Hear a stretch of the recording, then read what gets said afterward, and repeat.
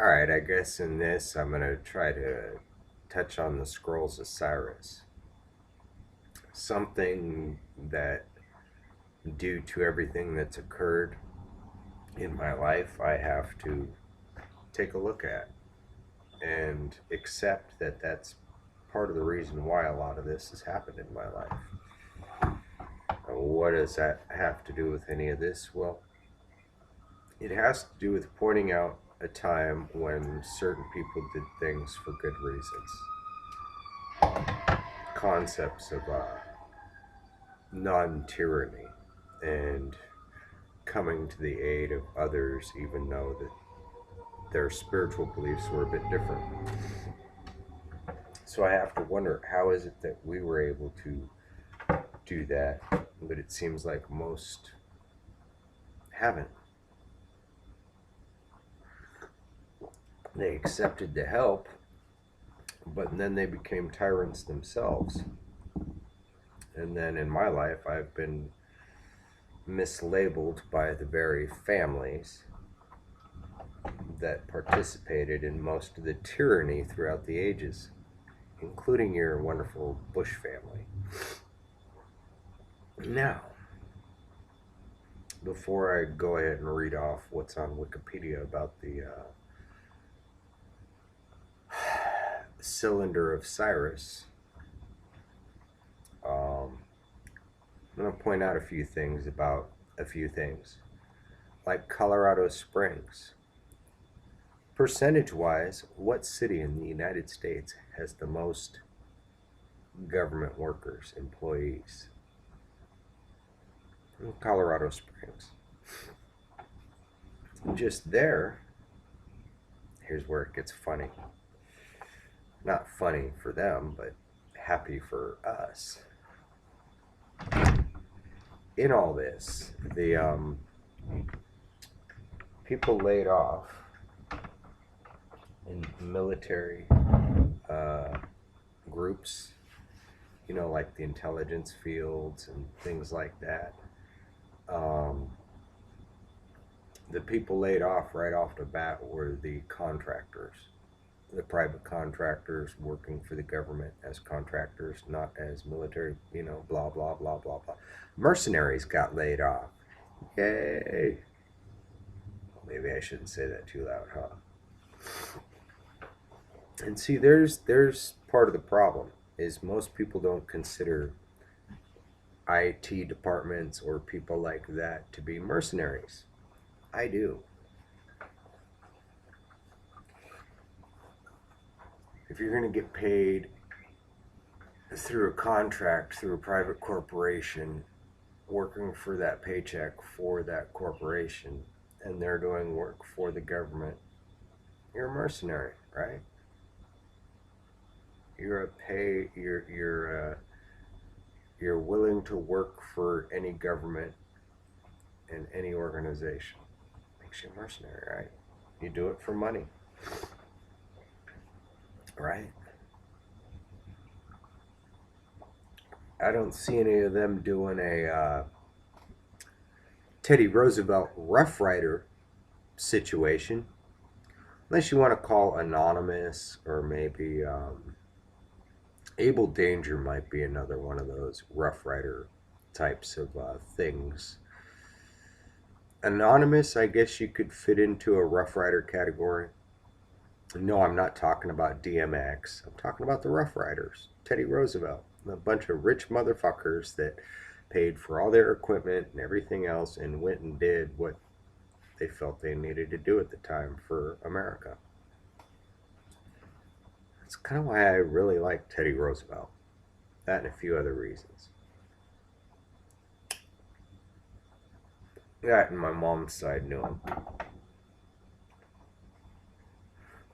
Yeah, I'm not just a nobody. They tried to keep me a nobody. But the reasons for keeping me a nobody were basically that whole fucking bullshit between the Masons and the Catholics, or the Templars and Vatican. No, the Templars are not Scottish Rite. I don't know why they call it Scottish Rite, but that's better left for another video to explain those finer points. So, Colorado Springs. What else is there? What has been my experience in Colorado Springs? Oh yeah, I showed you a little bit. Hold on.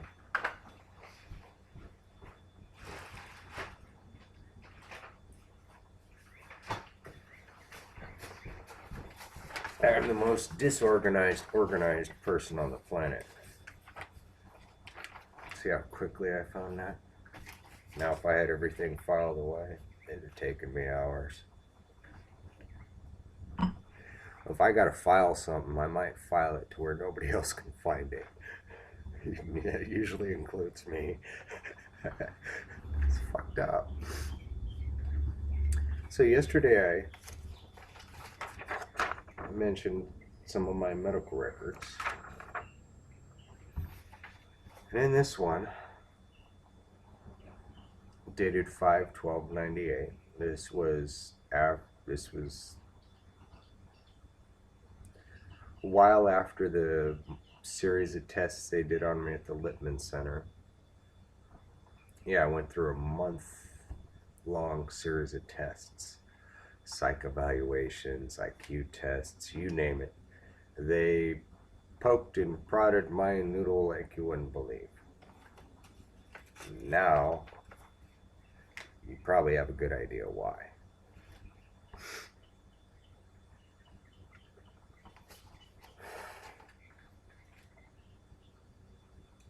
Now, let's see here. Oh, where was that? Okay. This is, I had to talk to some doctors while I was in South Dakota. The summer of 98. Shortly after I had that artificial bowel sphincter put in. Which, by the way, the trouble I was having with that was they never properly activated it. So it wasn't opening up. So literally for a year, I was trying to push golf balls through garden hoses when I took a shit. Imagine how painful that was.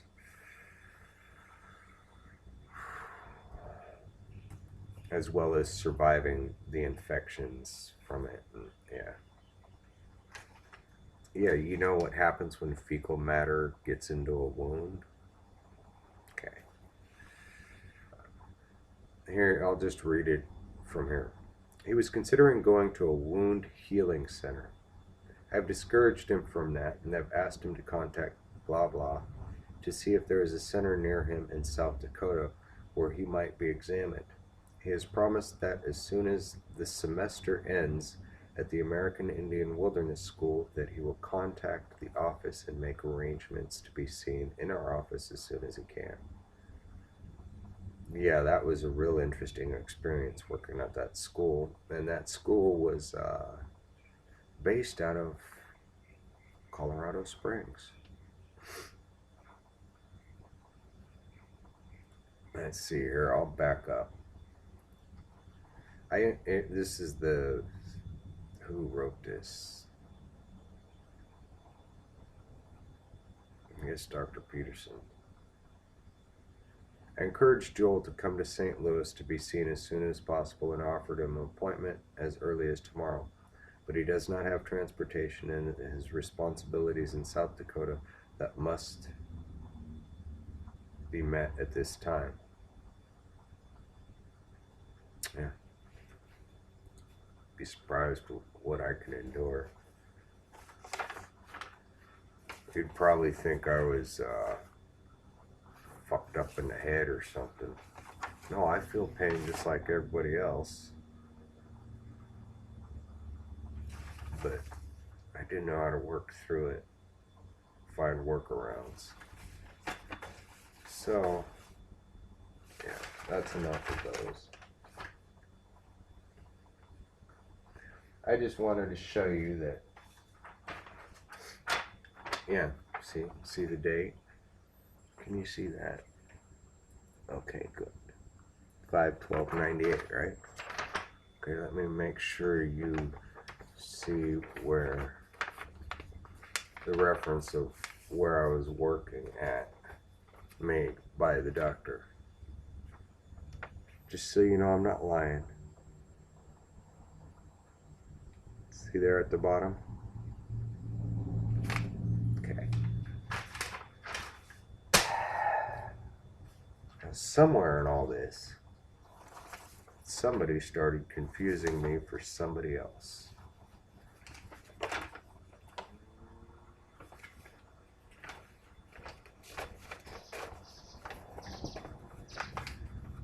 And one of those somebodies was Bill Brockbrader. A few other names, but you know. So, Cylinders of Cyrus, that's what I was trying to get at. God, it seems like I've been talking longer than 10 minutes. The cylinder of Cyrus is an ancient clay cylinder now broken into several fragments, which is written in declaration of the Akkadian cuneiform script in the name of the Archimedean king Cyrus the Great. It dates from the 6th century BC. It was about the Persian conquest of Babylon. Cylinder's text has been seen by biblical scholars as corroborative evidence of Cyrus's policy of the reparation of the Jewish people following their Babylonian captivity, an act that the book of Ezra attributes to Cyrus, as the text refers to the restoration of cult sanctuaries and repatriation of deported peoples. The interpretation has been disputed, as the text identifies only Mesopotamian sanctuaries and makes no mention of Jews, Jerusalem, or Judea. The cylinder has also been called the oldest known charter or symbol of universal human rights. Oh, so this cylinder says that my family and ancestors, and what a lot of the drama in my life's been about, developed the first,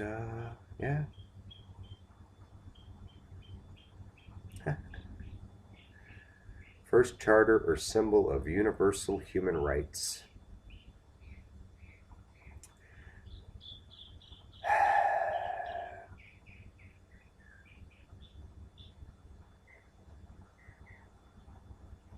Yeah, so everybody wants to interpret this fucking 20 ways to Sunday just like they do the Bible. They don't want to accept that, okay, some people figured some things out a long time ago. Let's see, Bible interpretations and human rights.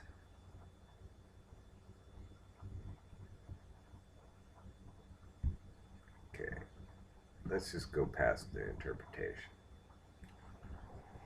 Human rights, let's see what it says. The cylinder gained new prominence in the late 1960s when the last Shah of Iran called it the world's first charter of human rights.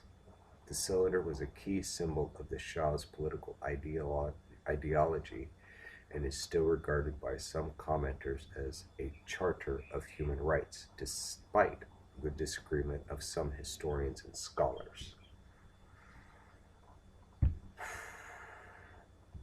No, I'm not Persian. Trojan, maybe.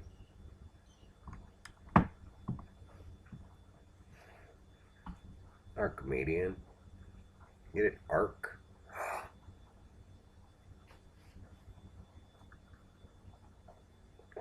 So, might as well light another cigarette. That's why I cough so much the first week or so out of the month. I get all my smoking out of the way.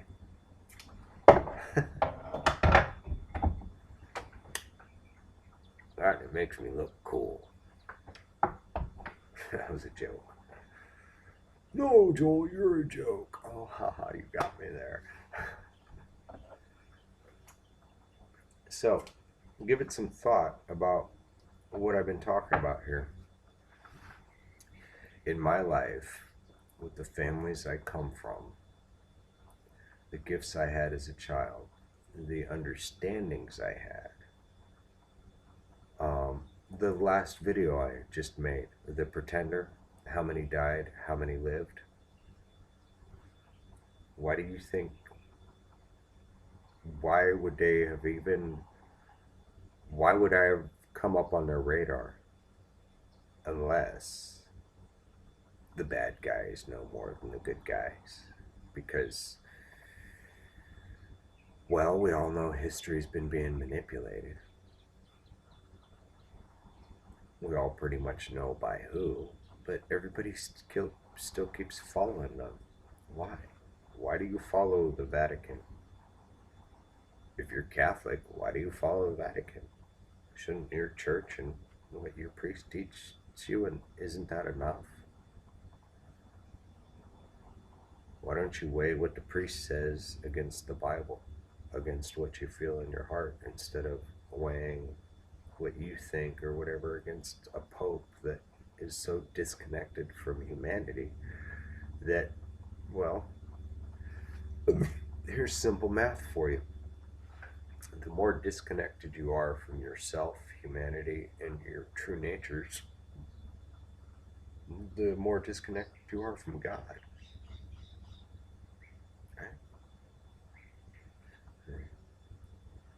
So yeah, today I just opened up my window. I mean, I don't even have the sun shining in my face, and this is showing up this bright. That's a trip. Well, I guess I do absorb or attract light. I don't know. I wonder how. Anyways, so where was I going with that? I was bitching about something. I always am. Oh, see, I just gave somebody some more ammunition. Darn. So here it is. Cultural programs. How much do you know about the cultural exchange programs our government has been researching? You know, raising somebody in an environment that's not their natural setting based on their family, where their family lives, how their family grew, how their culture evolved. Completely separating a person from their culture on all angles. But then they felt it was okay that I could go learn Native American ways. I'm assuming they thought it was okay because they didn't get in my way.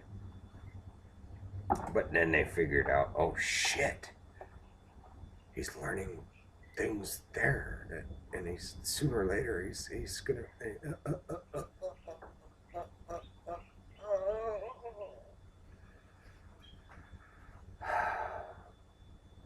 That, and then people started attacking me that I had known for like 10 years and had prayed with and spent countless summers. I mean, we're talking 24/7 for months at a time, just about. Um, and because of rumors out of Colorado and a few other places, yeah, thank you, Stu Webb, you fucking dumbass. You know, Kimball Castle. Well, that's the last name on my birth certificate is Kimball. No relation to Tweet. See, Stu Webb doesn't give you the whole story, but he does suggest that Kimball's have something to do with whatever he thinks is going on there. Like, well, okay, then why don't you ask me? If you think I'm a part of that, how come you guys don't ask me? How come no accusation? You know, that's because their accusations were suggestible. Their stuff did what it needed to do and divided people, separated me from people. And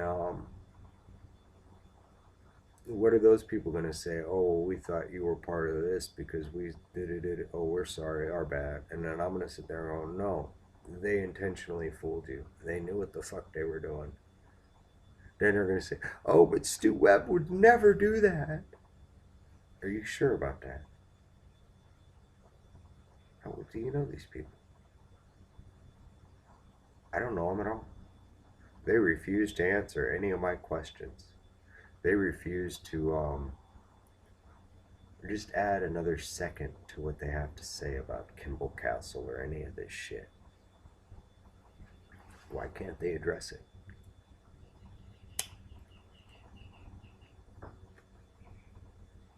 Because by addressing it in any way, they will begin to confess it, their crimes, their part in it. They don't know how not to. They've painted themselves in a rather interesting corner. And as long as they don't move, everything will be just fine. Yeah, unless the government shuts down and your guys that have access to those offices or those systems.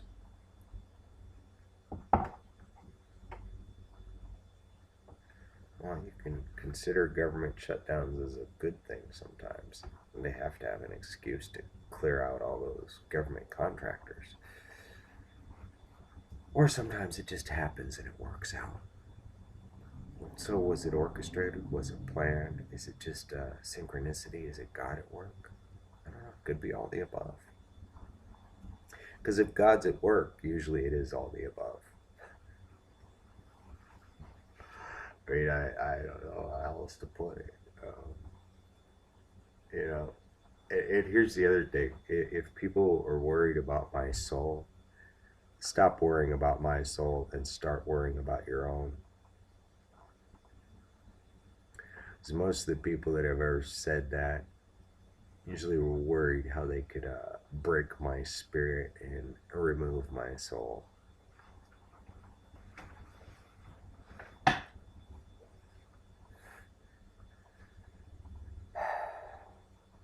I still don't understand why they make comments like that.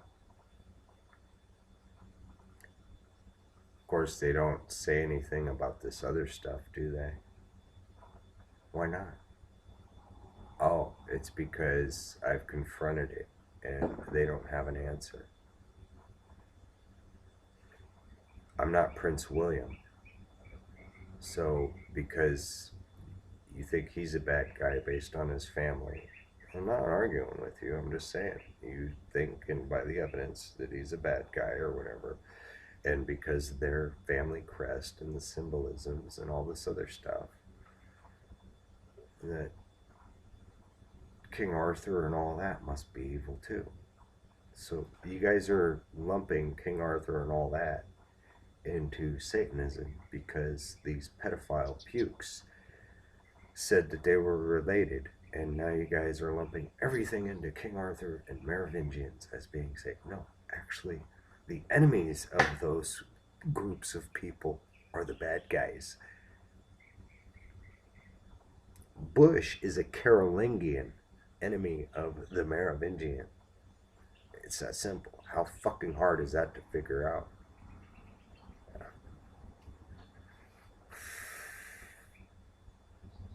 Anglo-Saxon, Goldberg, Coburg, Khazarian, Germanic, what the fuck ever family that is over sitting on the throne of England. That's what they are. Anglo-Saxon, Khazarian stuff or whatever. They aren't even really Jewish. And some people think they're Jewish. It's like, no, they're not really Jewish either. But they'd like you to think that.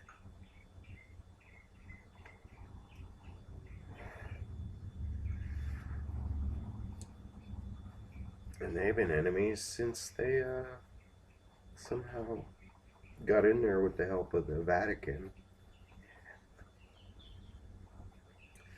and rewrited some history, and then they laid some claims when they figured nobody knows who that family is, so we'll just claim it now that we've destroyed everything we could find and blah blah blah. Well, I guess they didn't destroy it all, huh? So they laid a claim, and because they laid that claim, they're in a catch-22. Just because they claim something doesn't mean that they are something, right? We all know that. People claim things all the time that they're not. So when you find out that their claim was fraudulent, does it make what they were claiming still a bad thing? And if you're doing that, then aren't you being racist? Aren't you hating a large swath of the population? Because I have a 500,000,000 blood relations alive at any given moment within, what is it, 4 or 5 cousins.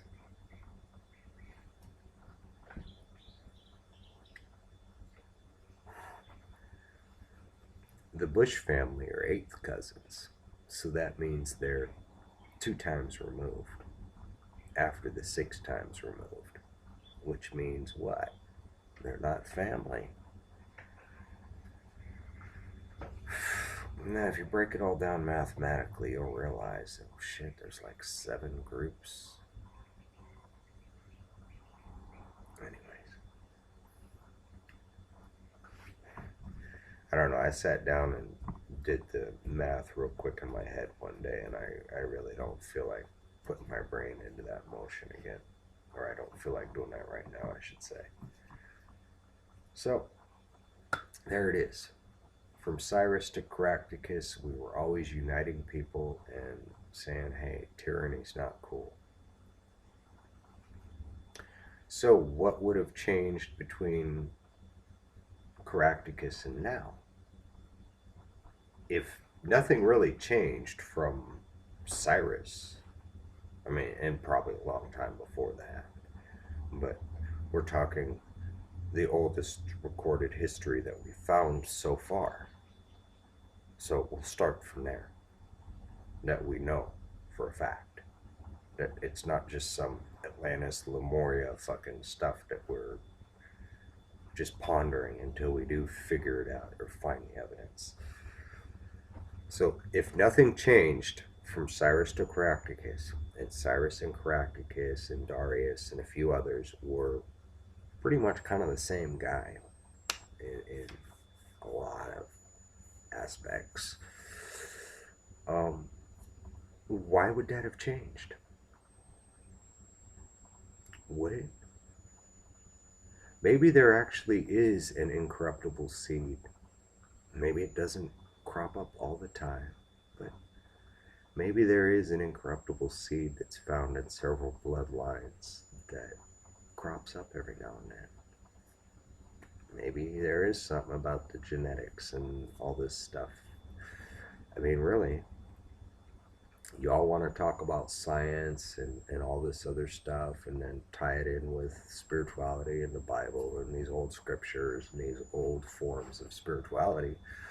But when somebody comes up and starts breaking it down in real life layman's terms and can sit there and go, and this is what happened in my life, this is what's still happening, and you think just because I don't have a bunch of people pointing their finger going, look, he's oh, he's blah, blah, blah, blah, blah.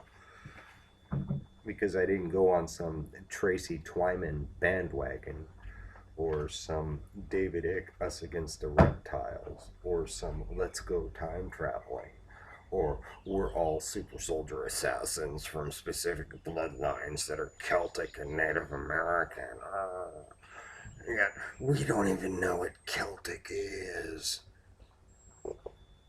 Actually, all of your Celtic peoples are part Trojan and Syrian, believe it or not. Or you can just go fuck yourself if you don't believe me. What does that amount to? Well, I would suspect they're closely related to the tribes of Israel. Let me see, what does that amount to? Well, there was these dispensations that occurred, like right after Noah. It's kind of like these branches. You had one group and they went and did the whole Egypt thing and all that other stuff and went down south and got tangled up and turned into slaves and all that other stuff. And then you had us that kind of migrated a little up north, after the big flood and all that happened, kind of thing. And we started a kingdom, a society. All that went down. So of course we're going to help our cousins out, whether they're Muslim or whether they're Jew. Wouldn't you?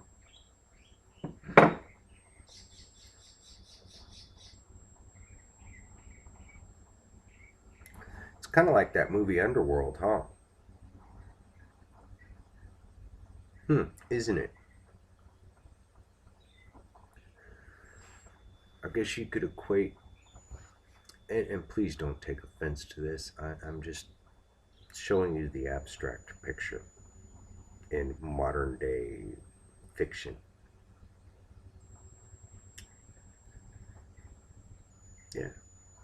The death dealers, the vampires, whatever you want to call them, the Jews,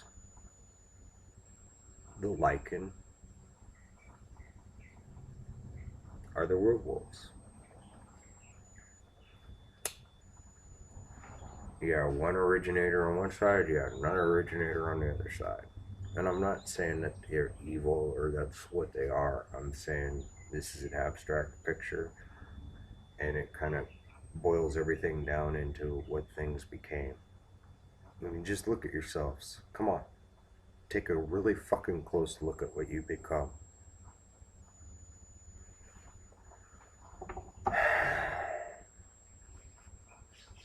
And then you got somebody that shows up from the original bloodline that didn't turn into a werewolf or a vampire. Yeah, it can be both.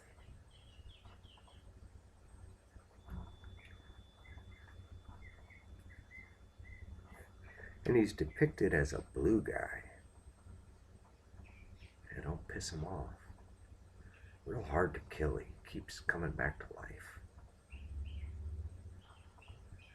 Yeah, I guess you could say it's a bit like a resurrection story and something, but it never really says that. Anyways, I'm not going to go on all the different aspects of that because then it's another Superman movie. I guess. I don't know. Superman had the codex of the entire Kryptonian race, right?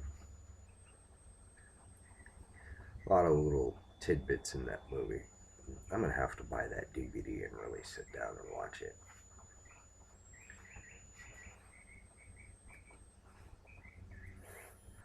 So yeah, Cylinder Cyrus. Proof? You need more proof. Uh, I don't know. I think his nose is a bit sharper. Oh yeah, and if I shave, I look like some of those Merovingian Frankish cakes. I guess there is something to be said for how some, well, yeah, rather than getting into all the genetic stuff,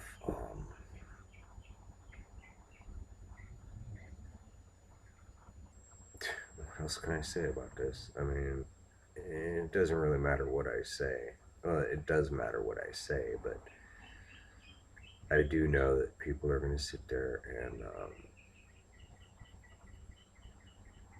try to destabilize me and attack me rather than the information. Attack the information. Why do you need to attack me? What makes me so fucking important, right? You know what I've been saying the whole fucking time? Why the fuck are you guys putting so much effort in fucking with me? And then I go take a look and it's like, is this what it looks like? These motherfuckers are stupid, even if it's just what it looks like. But if it is what it looks like, then they're really fucking stupid.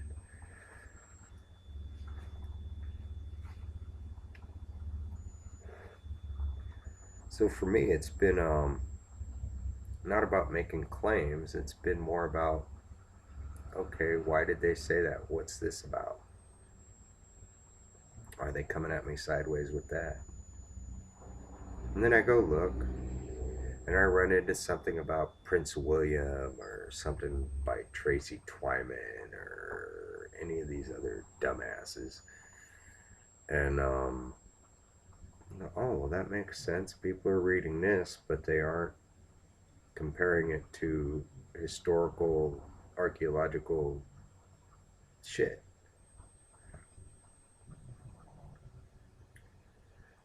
So based on my knowledge and life experience and stuff I know about my family, I mean, heck, I was there as a kid, kind of thing.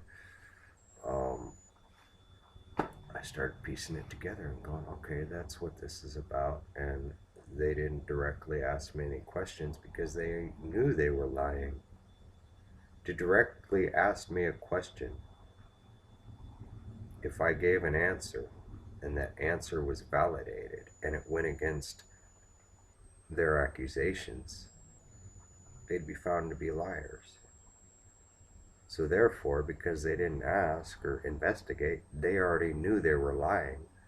All they needed to know was what to lie about.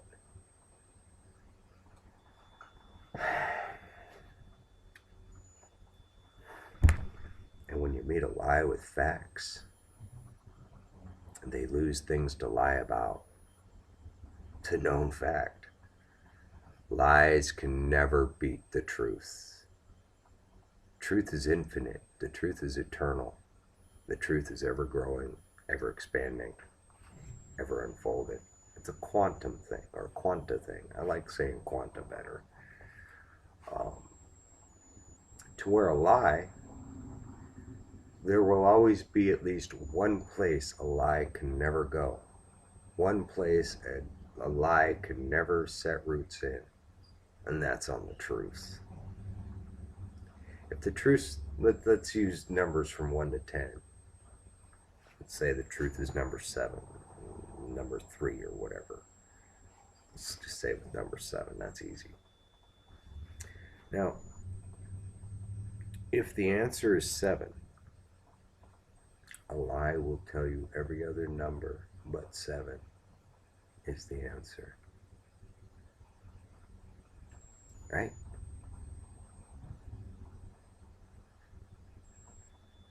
And before it's cornered and asked, well, how come you didn't say 7?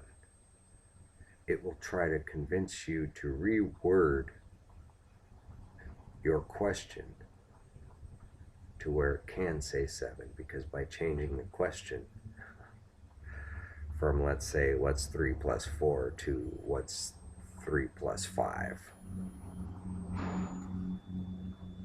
Whoa, that's weird. 7 and 8's in the Bible. It's not an 8, it's a 7. Oh. Sorry, my brain just...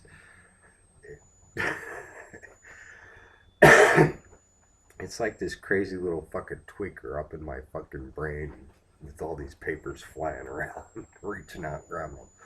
Or like that guy with the cigarette in Men in Black that's flipping the mail. I'm Agent J and Agent K, and Frank's my dad. Hey Frank, how's it going? It's fucked up, huh? I'm sitting here watching this movie going, you know what? I'm glad I have at least a little bit of sanity, just a touch of sanity. Or I might think they're talking about me. Well, my initials are JK and my dad's name was Frank, so...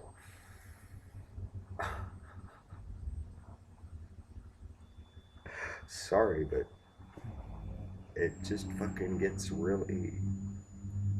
like what?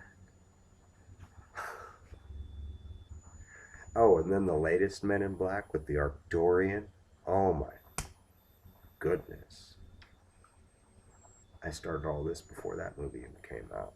And then the way the Arcturian thinks, he doesn't necessarily see the future, but he sees different time things.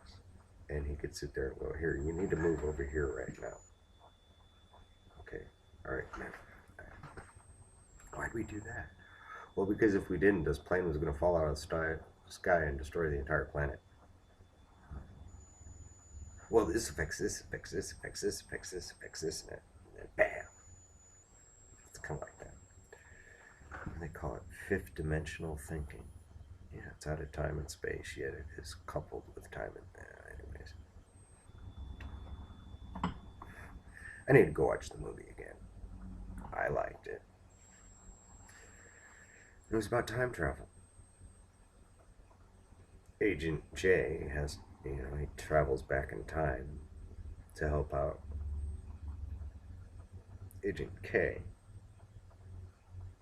Then Agent J finds out what really happened with his dad and why Agent K has sort of an invested interest and is kind of stern and strict with Agent J.